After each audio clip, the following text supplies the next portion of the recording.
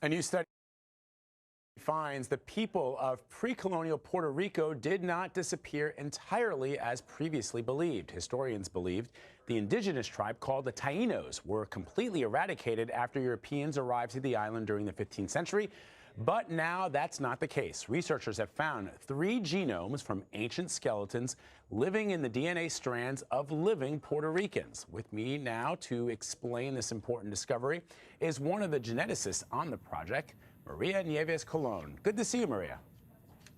Hi, thanks for having me. So I'm fascinated by this story. I'd always been told, I have family from Haiti, I'd always been told that the Taínos were completely eradicated after Europeans arrived to the Caribbean islands. So explain to our audience why these results are so important to you and, of course, to not just the people of Puerto Rico, but all the people in the Caribbean who would have had Taínos living on some of those islands.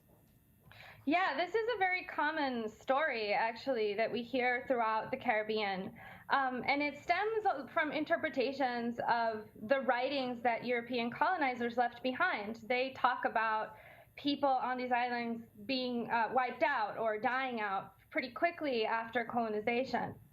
But that idea kind of bumps up against oral histories and stories that people tell on the islands of having, for instance, an indigenous great-grandmother or carrying cultural traditions that have a native origin into the present.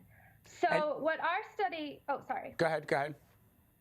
What our study looked at was the genomes of the ancient population to try to understand whether or not there was some genetic continuity that went hand in hand with the cultural continuity that we also see.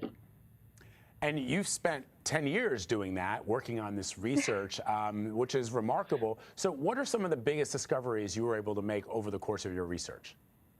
Yeah, so we found 2 main things with our study. We looked at the genetics of about 124 ancient people that lived in Puerto Rico, at least 1,000 to 600 years before European contact. And we found first that there was a genetic connection between these ancient people and present-day indigenous communities in the Amazon, which suggests that it was Amazonian people who initially kind of peopled the islands of the Caribbean. And we've also found there was a partial genetic continuity between them and present-day Puerto Ricans. And I say partial because we did also find a lot of genetic diversity that was present in the past that isn't present today. So clearly there was a decline.